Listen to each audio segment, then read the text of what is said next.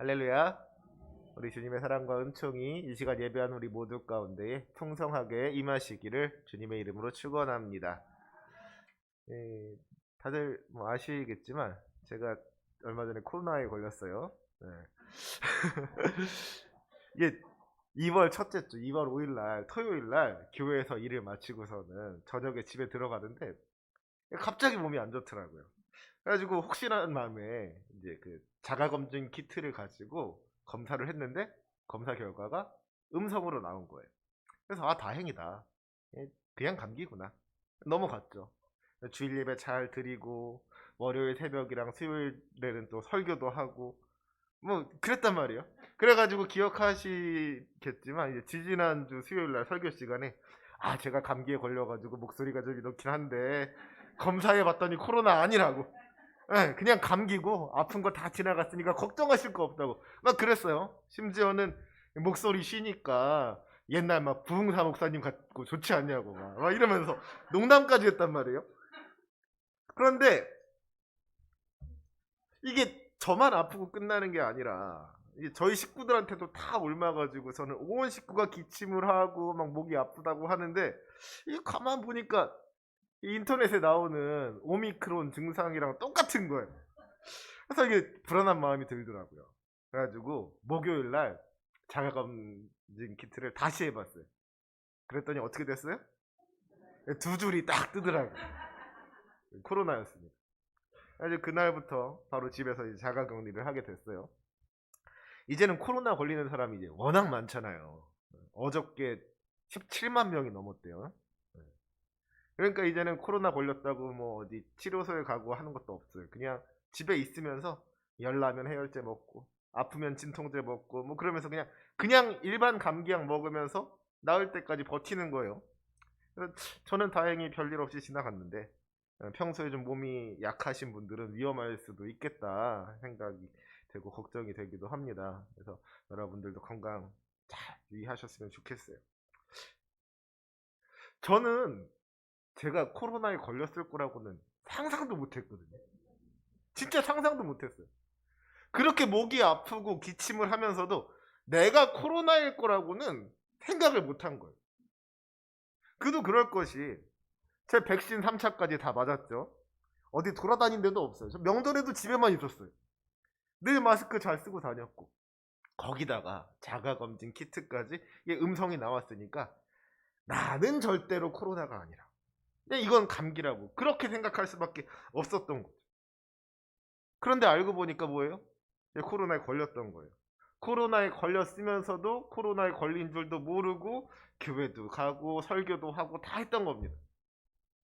그래가지고 우리 사랑하고 존경하는 우리 권석철 목사님이 저 다음에 코로나에 걸리셨는데 아마도 이게 저한테 옮은 게 아닌가 그런 생각을 하면은 얼마나 죄송하든지 그러면서 또 집에 있으면서도 혹시라도 우리 성도님들 가운데 저한테 옮은 분이 있진 않을까 혹시 성도님들 중에 나도 코로나 걸렸다고 하는 분이 있진 않을까 막 이 생각이 드니까 얼마나 이제 마음이 떨리고 걱정이 되는지 걱정이 이만저만이 아니었습니다. 그런데 이렇게 코로나에 걸려가지고 집에 있으면서 그런 생각이 들더라고요. 이 코로나에 걸렸는데도 코로나에 걸린 줄을 모르는 거는 문제죠. 그러니까 막 옮기고 다니고 그러는 거 아니겠어요. 그런데 혹시라도 구원받지 못했는데도 구원받은 줄 알고 살아가는 것 이거는 더 큰 문제일 수 있겠다 하는 거예요. 제가 나는 백신도 맞았고 마스크도 잘 썼고 나는 코로나에 걸렸을 리가 없어. 난 자가검진 키트에서도 음성이 나왔으니까 나는 코로나가 아닐 거야. 이렇게 확신했던 것처럼 나는 교회도 잘 다녔고 난 세례도 받았으니까 나는 구원받았을 거야. 나는 집사고 권사고 장로니까 나는 목사니까 나는 당연히 천국 갈 거야. 이렇게 믿고 살아갔는데 정작 하나님 앞에 설 때 주님께서 내가 너를 모른다 하시면은 이게 얼마나 무서운 일이냐는 것이죠. 마태복음 7장 22절에 예수님께서 말씀하시잖아요. 나더러 주여 주여 하는 자마다 다 천국에 들어갈 것이 아니요 다만 하늘에 계신 내 아버지의 뜻대로 행하는 자라야 들어가리라. 주님의 이름으로 선지자 노릇을 하고 주님의 이름으로 귀신을 내어쫓고 주님의 이름으로 많은 권능을 행한 자들 가운데에서도 천국까지 못하는 이들이 있을 수 있다는 거예요. 나는 분명히 구원받은 줄로만 알고 살아갔는데 마지막 날에 주님께서 우리를 보시고서는 내가 너희를 도무지 알지 못하니 불법을 행하는 자들아 내게서 떠나가라 하신다면 그러면 어떻게 하시겠어요? 그러면 안 되잖아요. 사랑하는 우리 성도 여러분, 바라기는 우리가 정말로 주님 안에 속하여 있는지, 우리가 정말로 구원받은 하나님의 백성인지 우리들의 모습을 점검하여 볼 수 있기를 원합니다. 그저 막연하게 나는 구원받았을 거야, 그렇게 생각하고 살아가는 것이 아니라 정말로 지금 내가 하나님의 뜻대로 살아가고 있는지, 하나님 안에 속하여 살아가고 있는지 돌아보면서 주님을 떠나지 아니하고 주님께 꼭 붙어서 살아갈 수 있는 저와 여러분이 되시기를 주님의 이름으로 축원합니다.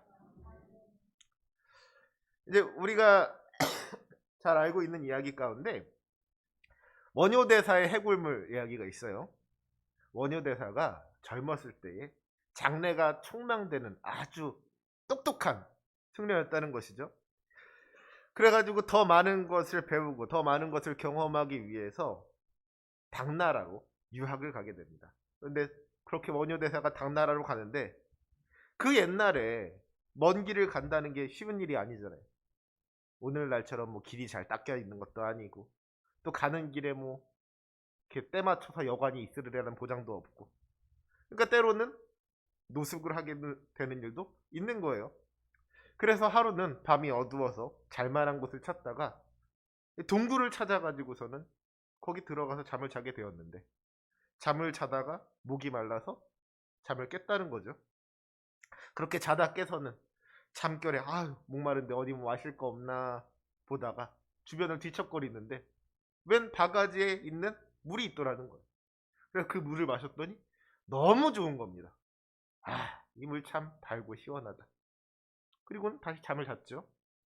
그런데 다음날 아침에 일어나서 보니까 어떻게 되었어요?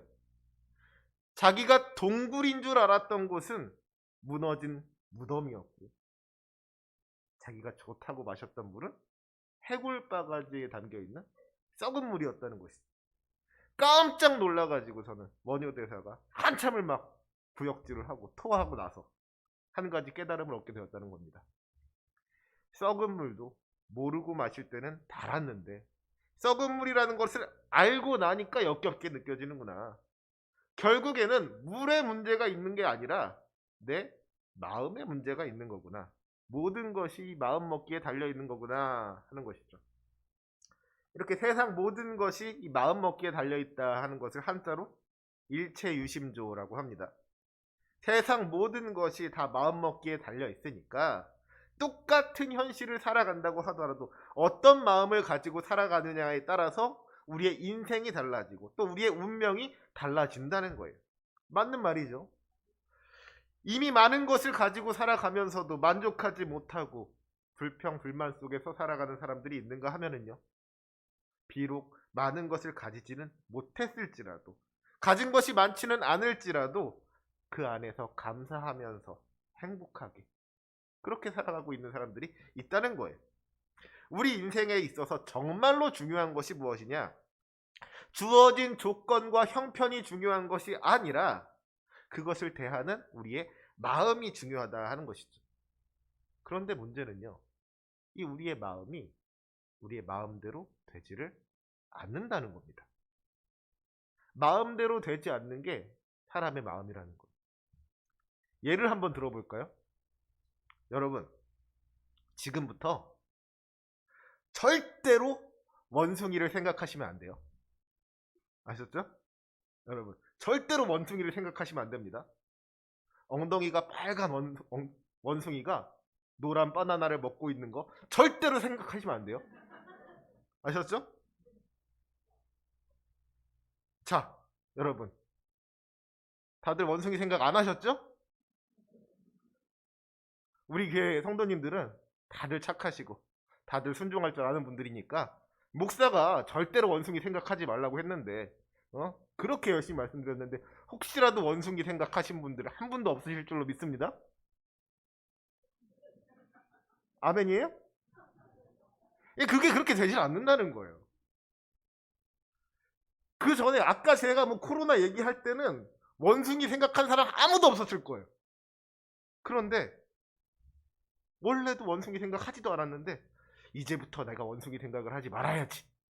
엉덩이가 궁뎅이가 빨개가지고서는 바나나 먹는 원숭이 절대로 생각하지 말아야지. 생각하면 생각할수록 원숭이가 막 그려지는 것이죠. 이게 내 생각이고 내 마음인데도 그게 마음대로 되질 않는다는 거예요. 모든 것이 마음먹기에 달려 있다고 하는데 그 마음을 다스리는 것이 내 마음대로 되질 않는다는 겁니다. 사랑해야지, 용서해야지, 감사해야지, 행복해야지. 누군들 그러지 않은 사람, 그러고 싶지 않은 사람이 있겠습니까? 다들 다 그렇게 살고 싶어요. 그렇게 마음 먹고 살아가고 싶습니다. 그런데 그게 그렇게 말처럼 쉽지를 않더라는 거예요. 로마서 7장 19절을 보면은요, 사도 바울이 이런 고백을 하죠. 내가 원하는 바 선은 행하지 아니하고 도리어 원하지 아니하는 바 악을 행하는도다. 저는요, 사도 바울의 이 고백이 정말 우리 인간의 모습, 우리 인간의 본질을 너무나도 잘 드러내고 있는 말이라고 생각을 합니다. 누구나 다 착하게 살고 싶어 하죠. 요즘은 뭐 착하게 살면 손해다, 착하게 살면 바보다, 뭐 이런 이야기도 있지만 그래도 할 수만 있다면 착하게 살고 싶은 게 사람이에요. 다른 사람들한테 착하다는 말 듣고 싶지 못됐다는 말 듣고 싶은 사람 아무도 없다는 겁니다. 그런데 왜 세상에 이렇게 나쁜 놈들이 많아요? 세상 사람들이 다들 자기가 원하는 대로 살고 있지를 못한 거예요. 때로는 유혹에 흔들리기도 하고요. 또 때로는 두려움에 무너지기도 하면서 원치 않는 죄를 지으면서 살아가고 있는 것이죠. 그렇게 사람이 마음먹은 대로 살아가지를 못한다. 사람이 마음으로는 다 선하게 살기를 원하지만 그 마음과는 다르게 악을 행하면서 살아간다. 나 역시 그렇다. 이걸 솔직하게 고백하고 있는 것이 내가 원하는 바 선은 행하지 아니하고 도리어 원하지 아니하는 바 악을 행하는도다 하는 이 바울의 고백이라는 것이죠. 인간의 본질을 너무나도 잘 드러내고 있는 말인 것 같아요.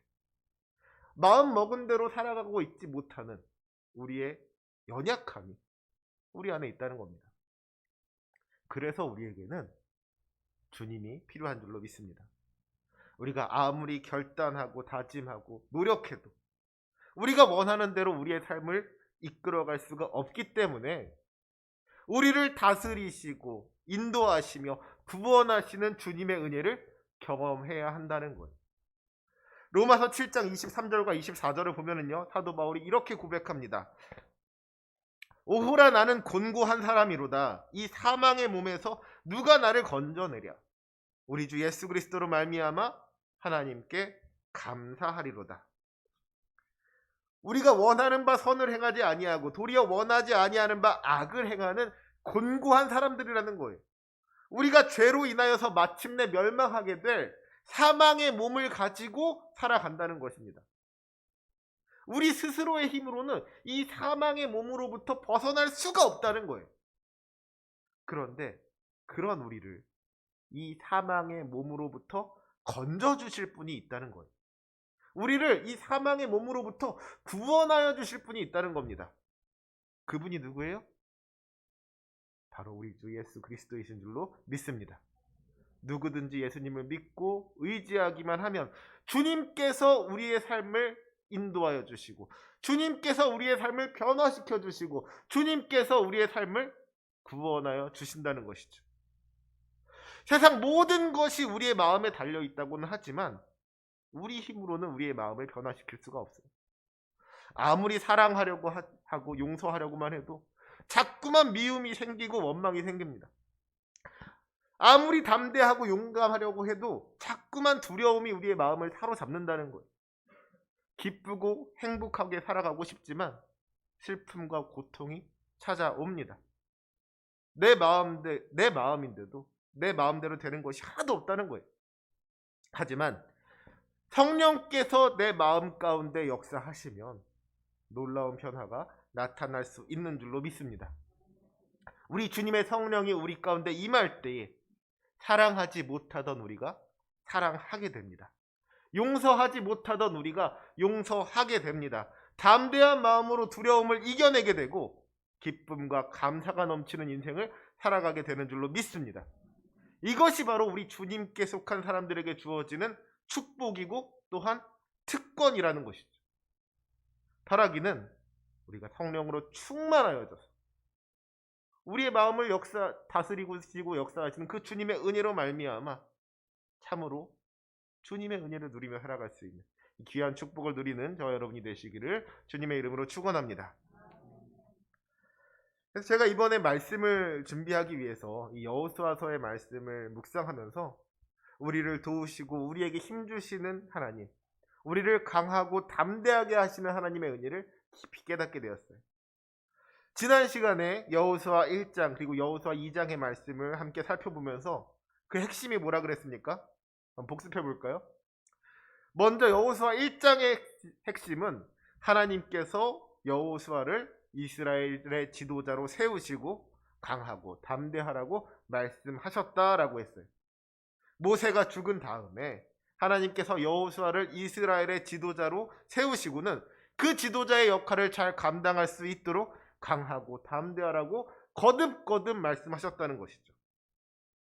하지만 그런 주님의 말씀을 듣고서도 여전히 여호수아의 마음 한구석에는 근심과 걱정이 있었고 두려움이 있었습니다. 오죽하면 그런 여호수아를 보고서 백성들이 먼저 나와가지고서는 우리가 모세에게 순종했던 것과 같이 당신에게 순종할 테니까 강하고 담대하시라고 그렇게 말할 정도였다는 것이죠. 여호수아도 이제 자기가 이스라엘의 지도자로서 백성을 인도하기 위해서 강하고 담대해져야 한다는 것을 알았을 거예요. 내가 이제 용기를 가지고 힘차게 이 백성을 인도해야지, 내가 담대하게 이 백성들을 이끌어야지 수도 없이 다짐하고 또 다짐했을 겁니다. 하지만 그럼에도 불구하고 그 마음 한구석에는 여전히 떨쳐낼 수 없는 두려움이 있었다는 거예요. 주님께서는 그런 여호수아의 모습을 아셨습니다. 그래서 여호수아 2장에서 어떤 일을 행하셨어요? 여호수아로 하여금 여리고성에 정탐꾼을 보내게 하셨습니다. 왜요?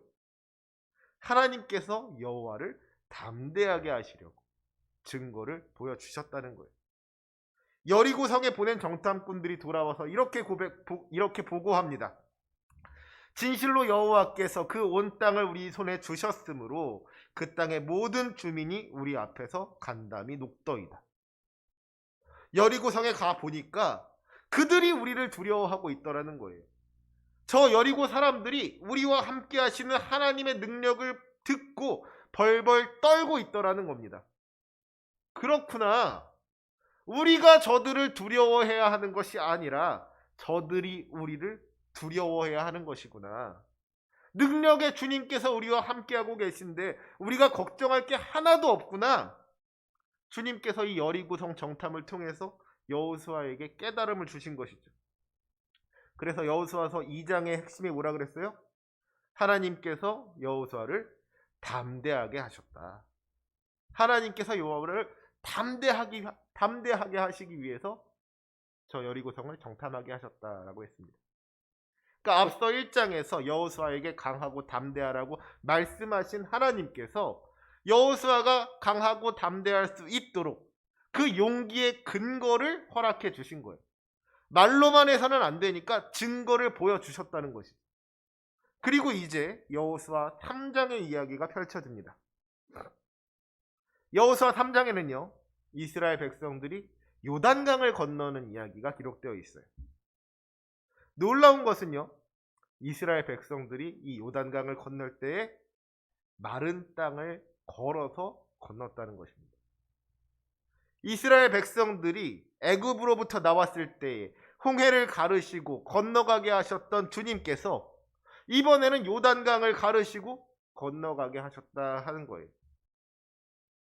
그러니까 이 이스라엘의 그 40년 광야 생활은요, 홍해를 건너는 것으로부터 시작해서 요단강을 건너는 것으로 끝이 나게 되는 것이죠. 이제 이스라엘 백성들은 그 요단강을 건너서 약속의 땅 가나안으로 들어가게 됩니다. 이 사건은 너무나도 중요한 사건이고요. 또 그렇다 보니까 우리가 함께 생각해 봐야 될 만한 많은 주제들을 담고 있습니다. 이스라엘 백성들이 요단강을 건너기 전에 어떤 준비를 했는지, 또 그 강을 어떻게 건넜는지, 하나님께서 어떻게 역사하셨는지 다양한 이야기들을 해볼 수가 있을 거예요. 근데 저는 특별히 하나님께서 왜 요단강을 갈라주셨는지 그 이유에 주목해 보고자 합니다. 여러분, 이스라엘 백성이 이 요단강을 건너는 걸 보면서요, 우리는 자연스럽게 40년 전에 이스라엘 백성들이 홍해 바다를 건넜던 것을 떠올리게 됩니다. 40년 광야 생활의 처음과 끝에 있는 이 두 사건이 너무나도 비슷하게 느껴지는 거죠. 그런데요, 사실 생각해 보면은요, 가만히 따져보면 이 두 사건은 달라도 완전히 다른 사건이라는 걸 발견하게 됩니다. 40년 전 홍해 바다를 한번 생각해 보시기 바라요. 그때 이스라엘 백성들은요, 바로의 군대에게 쫓기고 있는 상황이었습니다. 바로의 군대가 이스라엘 백성들을 잡으려고 쫓아오는데, 도망치는 이스라엘 백성들을 그 앞에 도망치는 백성들의 그 눈앞에 홍해 바다가 나타난 거예요. 큰일이 난 거죠. 이스라엘 백성들에게 있어서 이 홍해 바다는 좌절이었고요, 절망이었습니다. 사람의 힘으로 할 수 있는 게 아무것도 없는 거예요. 이대로 가다가는 죽을 수밖에 없는 겁니다. 그런데 그 절박한 상황 가운데에서 주님께서 개입하신 거예요. 모세가 말하죠. 너희는 두려워하지 말고 가만히 서서 여호와께서 오늘 너희를 위하여 행하시는 구원을 보라. 그리고 하나님께서 바다를 가르셨습니다. 너무나도 다급하고 절박한 상황 가운데에서 불가능을 가능으로 바꾸시는 주님의 은혜, 주님의 역사, 주님의 구원이 임하게 된 거예요. 그런데 여러분, 오늘 요단강은 어떻습니까? 물론 그 많은 사람이, 그 많은 백성들이 강을 건넌다는 게 결코 쉬운 일은 아니었을 거예요. 하지만 그렇다고 해서 이 요단강을 건넌다는 것이 불가능한 일은 아니었습니다. 홍해를 건넌다는 것은 불가능한 일이었지만요, 요단강을 건넌다는 것은 불가능한 일은 아니었다는 거예요. 당장 얼마 전에도 두 사람의 정탐꾼이 여리고성을 정탐하고 왔잖아요. 그 두 사람의 정탐꾼이 요단강을 건넜으니까 여리고성을 보고 왔을 것 아니겠습니까? 홍해 바다에서처럼 뒤에서 지금 누가 쫓아오는 것도 아니에요.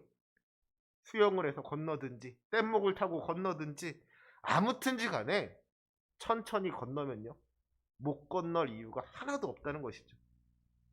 굳이 하나님께서 개입하지 않으시더라도 그 요단강을 갈라주지 않으시더라도 사람의 힘으로도 충분히 건널 수 있는 게 이 요단강이었다는 거예요.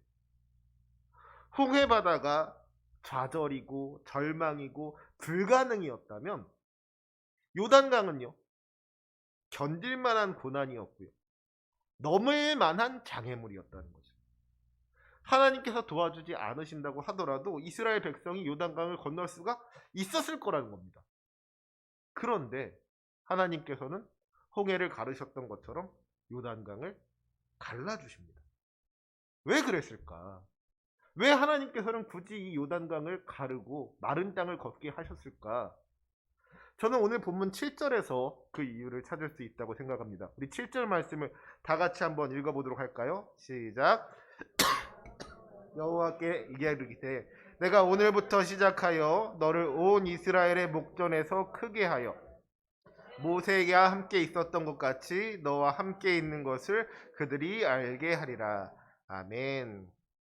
하나님께서 여호수아에게 말씀하시기를 내가 오늘부터 시작하여 너를 온 이스라엘의 목전에서 크게 하여 내가 모세와 함께 있었던 것 같이 너와 함께 있는 것을 그들이 알게 하리라 라고 하십니다. 하나님께서 이스라엘 온 백성 앞에서 여호수아를 크게 해주시겠다는 거예요. 여호수아를 높여주시겠다는 겁니다. 하나님께서 모세와 함께 하셨던 것과 같이 여호수아와 함께 하신다는 것을 보여주시겠다는 거예요.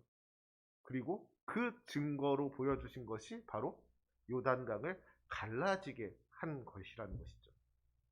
모세를 통하여서 홍해를 가르신 하나님께서 여호수아를 통하여서 요단강을 갈라지게 하심으로써 모세와 함께 하신 하나님이 여호수아와도 함께 하신다 하는 것을 온 백성이 알도록 하셨다 하는 겁니다. 결국 그런 의미에서요, 이 여호수아 3장은 여호수아 1장과 2장의 이야기의 연장선에 있는 이야기입니다. 여호수아 1장에서 하나님께서 여호수아를 이스라엘의 지도자로 세우시고 말씀하시죠. 내가 모세와 함께 있었던 것 같이 너와 함께 있을 것입니다. 내가 너를 떠나지 아니하며 버리지 아니하리니 강하고 담대하라. 하지만 그럼에도 불구하고 여전히 여호수아가 불안함을 떨치지를 못하니까 여호수아 2장에서는 여리고성 정탐을 통하여서 저들이 두려움의 대상이 아님을 깨닫게 해주십니다. 이스라엘이 가나안 백성들을 두려워해야 하는 것이 아니라 가나안 백성들이 이스라엘의 하나님 여호와를 두려워해야 한다는 것을 알려주신 거예요. 그리고 이제 여호수아 3장에 와서는 홍해를 가르셨던 것처럼 요단강을 갈라지게 하심으로 말미암아 하나님께서 모세와 함께 하셨던 것처럼 여호수아와 함께 하신다는 것을 온 백성들이 알게 하여 주셨다 하는 거예요. 이제는 여호수아 한 사람뿐만 아니라 이스라엘 온 백성이 하나님께서 여호수아와 함께 하신다는 것을 알게 된 것이죠. 여호수아가 비로소 진정한 의미에서 이스라엘의 지도자로 세워지게 된 거예요. 이처럼 여호수아 1장부터 3장까지 이야기를 통하여서 우리는 불안함에 떨던 여호수아가 강하고 담대하게 이스라엘을 이끄는 지도자로 세워져 가는 모습을 보게 됩니다. 모세가 죽고 나서 그때의 여호수아 1장의 여호수아와 이 여리고 정탐을 마치고 요단강을 건넌 여호수아 3장의 여호수아는 완전히 다른 사람인 것이죠. 불안함이 확신으로 변했습니다. 연약함이 강함으로 변했습니다. 두려움이 이스라엘이라는 한 민족을 이끌기에는 조금 부족했던 사람이 충분히 그 사명을 감당할 수 있는 능력의 사람으로 변화되었다는 거예요. 그런데 여러분, 그런 변화가 어디로부터 왔습니까? 여호수아가 열심히 노력했기 때문이에요. 여호수아가 이스라엘의 지도자가 되기 위해서 무슨 공부를 하고 훈련을 했습니까? 그래서 여호수아의 실력이 늘어난 거예요? 그게 아니었다는 것이죠. 여호수아 1장부터 3장까지 이야기를 가만히 보면은요, 사실 여호수아가 한 게 아무것도 없어요. 모든 것은 다 하나님께서 하신 일들이었습니다. 하나님께서 여호수아와 함께 하시고 하나님께서 여호수아를 변화시켜 주셨습니다. 하나님께서 여호수아를 세우셨고요, 하나님께서 여호수아를 강하고 담대하게 하셨다는 거예요. 여호수아가 한 거라고는 그저 하나님께서 이끄시는 대로 순종하면서 따라간 것밖에는 없다는 것이죠. 그렇게 하나님을 믿고 의지하며 순종하며 따라갔더니 어느 순간에 그 연약하고 부족했던 여호수아가 강하고 담대한 이스라엘의 지도자로 변해 있더라는 것. 이 모든 것이 하나님의 은혜였던 줄로 믿습니다. 하나님께서 여호수아와 함께 하시고 하나님께서 여호수아를 변화시키신 거예요. 내가 너를 온 이스라엘의 목전에서 크게 하여 내가 모세와 함께 있었던 것 같이 너와 함께 있는 것을 그들이 알게 하리라. 주님께서 이스라엘 온 백성 앞에서 여호수아를 높이시고 영광스럽게 하셨습니다. 얼마나 귀한 은혜이고 또 얼마나 귀한 축복입니까? 바라기는 이 귀한 은혜를 우리도 누릴 수 있기를 원합니다. 우린 너무나도 부족한 사람들이죠. 주님을 믿는다고 하면서도 주님 뜻대로 살아가지 못하는 우리들, 원하는 바 선은 행하지 아니하고 도리어 원하지 아니하는 바 악을 행하는 그런 우리들의 모습을 보면서 나는 왜 이럴까? 나는 왜 이것밖에 안 되나? 답답할 때가 있지 않습니까? 주님께서는 원수까지도 사랑하라고 하셨는데 원수는커녕 가족 간에도 부모와 다투고 형제 간에 싸우고 사랑하지 못하고 미워하는 우리들의 모습이 있어요. 주님께서는 70번씩 7번이라도 용서하라고 하셨는데 나에게 상처 준 사람, 나를 배신한 사람, 내 눈에서 눈물 나게 한 사람을 보면은요, 이게 도저히 용서되지를 않는 겁니다. 주님께서는 나누고 베풀라고 하셨지만 여전히 내 안에는 욕심이 가득하고요. 주님께서는 낮아지라고 하셨는데 여전히 높아지고 싶은 그 욕심을 버릴 수가 없는 거예요. 주님께서는 우리에게 무엇을 먹을까 무엇을 마실까 구하지 말고 근심하지도 말라고 하셨는데 당장 먹고 사는 문제 앞에서 정말 그 돈 몇 푼에 흔들리고 있는 그런 것이 솔직한 우리들의 모습이지 않습니까? 이런 모습들이 주님 앞에 너무너무 부끄러워서 때로는 주님 앞에 나와 눈물 흘리면서 회개하기도 하지만 또 시간이 지나면 언제 그랬냐는 듯이 똑같은 죄를 반복하고 있는 게 그게 솔직한 우리들의 모습이라는 거예요. 나도 좀 변하고 싶은데, 나도 좀 하나님의 백성답게 살아가고 싶은데, 나도 예수님처럼 살아보고 싶은데 그게 마음처럼 되지를 않는다는 겁니다. 자꾸만 죄의 유혹 가운데 흔들리고 넘어지는 그런 어떤 연약한 모습이 우리 안에 있다는 거예요. 그러니까 얼마나 답답한 일입니까? 하지만 여러분, 낙심하지 마시기 바랍니다. 우리가 이렇게 작고 연약한 존재라는 것은요, 우리가 낙심하고 포기해야 할 이유가 아니라 오히려 소망을 가질 수 있는 이유인 줄로 믿습니다. 왜냐하면 우리에게는 주님이 계시기 때문입니다. 우리의 연약함을 아시는 주님께서 우리와 함께 하시고 우리를 도우실 줄로 믿습니다. 넘어진 우리를 일으켜 세워주시고 우리의 상처를 회복시키시며 강하고 담대하게 세워주실 줄로 믿습니다.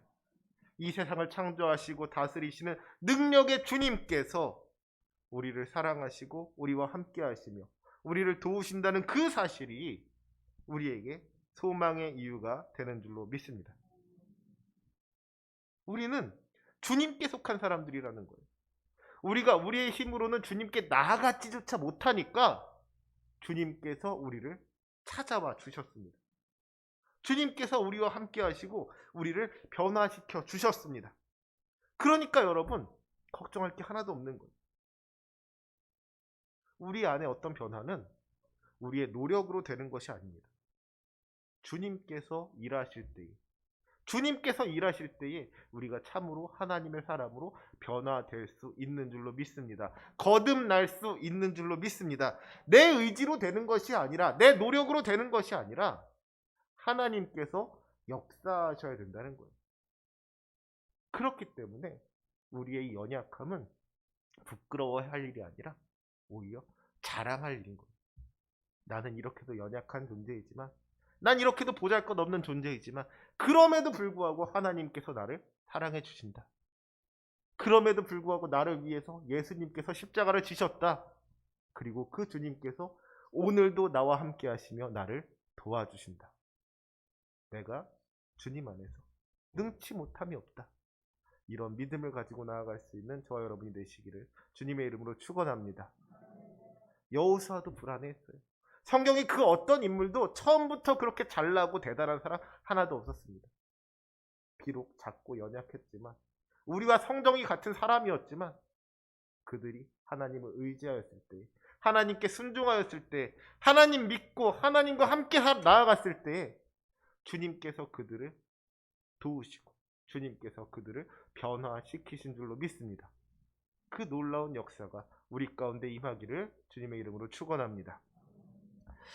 제가 요즘 이렇게 좋아하는 찬송이 있는데요. 우리 교회에서 평소에 부르던 찬송은 아니라 가지고 조금 이렇게 낯서실 수도 있을 것 같아요. 처음 들어보시는 분들도 있을 것 같은데, 그래서 가사가 참 좋아요. 우리 가사를 한번 생각해 보면서 이 시간 함께 찬양 부르는 시간 가지고 기도의 자리로 나아갔으면 좋겠습니다. 나의 약함은 나의 자랑이요. 이 찬양 아시는 분은 크게 따라해 주시면 좋을 것 같아요.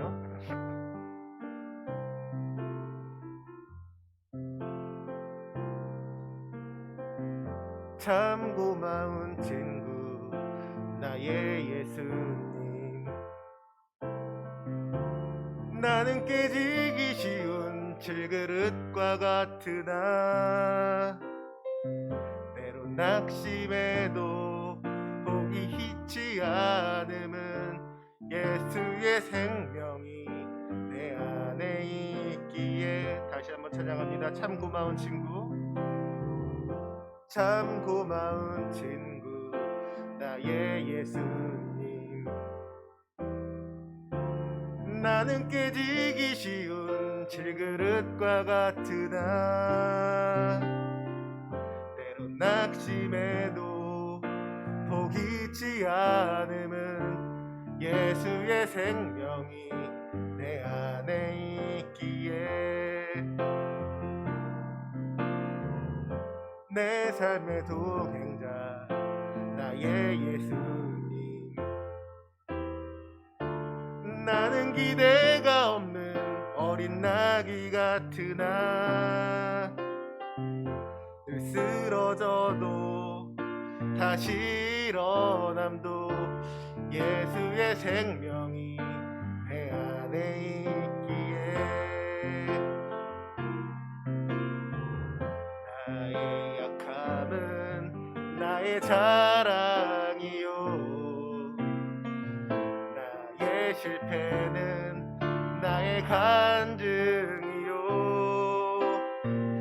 나의 아픔은 나의 영광이니 그 부르심 따라 내가 걸어갑니다.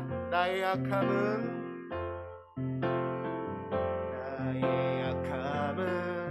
나의 자랑이요, 나의 실패는 나의 간증이요, 나의 아픔은 나의 영광이니 그 부르심 따라 내가 걸어갑니다. 이 가사의 고백이 정말 우리의 고백이 될 수 있기를 원합니다. 우리가 늘 쓰러져도 다시 일어날 수 있는 것은 주님의 생명이 우리 안에 있기 때문인 줄로 믿습니다. 나의 약함은 나의 자랑이고, 나의 실패는 나의 간증이고, 나의 아픔은 나의 영광이고, 나의 힘과 노력으로 무엇을 바꿔보려고 하는 것이 아니라 우리는 그저 주님의 부르심을 따라서 순종하며 나아가겠습니다. 이런 결단하는 마음으로 이 시간 주여 한번 크게 부르시고 합심하여 기도하시겠습니다. 주여, 사랑이 많으신 하나님 아버지, 은혜가 풍성하신 주님이시여, 우리는 주님 앞에 서기에 너무나도 보잘것없는 부끄럽고 부족한 종임을 주님 고백합니다. 주님을 믿는다고 하면서도 주님 뜻대로 살아가지 못하는 우리들의 모습이 있습니다. 주님, 원하는 바 선을 행하지 아니하고 도리어 원하지 아니하는 바 악을 행하는 우리들의 모습, 사랑하지 못하고 용서하지 못하고 나누지 못하고 배불리 풀지 못하고 자꾸만 높아지기만을 원하는 우리들의 모습이 있지 않습니까? 담대하지 못하고 두려워 떨며 근심하는 우리들의 그 모습, 우리의 그 연약함을 주님 아시오니 주님 우리를 긍휼히 여겨주시고 우리를 도와주시옵소서. 주님 우리와 함께 하시고 우리를 변화시켜 주시옵소서. 참으로 우리가 하나님의 사람답게 살아갈 수 있도록 아버지 우리를 붙잡아 주시고 우리 가운데 주님의 은혜, 주님의 능력, 주님의 구원을 보여주시옵소서. 우리의 약함은 우리의 자랑이요, 우리의 실패는 우리의 간증이요, 우리의 아픔은 우리의 영광이라는 그 믿음을 가지고 나아가기를 원합니다.